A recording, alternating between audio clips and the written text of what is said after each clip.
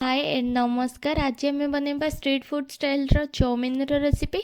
से देखो मु चौमिन को बॉयल करुच्ची, से लुण और तेल को ऐड कर दूची। एबे मु तेल को ऐड करके रसुण कंचा लंका और पियाज को ऐड कर दूची।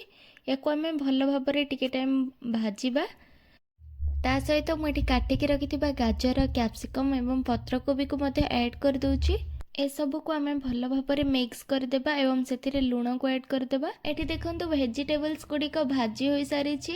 एबे मु एथिरे विनेगार, सोया सॉस एवं टमाटो सॉस को ऐड कर दूची। आपण माने चाहिले चिल्ली सॉस को भी ऐड कर परिबे। ए सब को आम भल भाव मिक्स करके या 2 ରୁ 3 मिनट खंडे भाजवा। एबे मु एथिरे चौमिन को ऐड कर दूची। तो सहित एथिरे मु मैगी मसाला को ऐड करूची।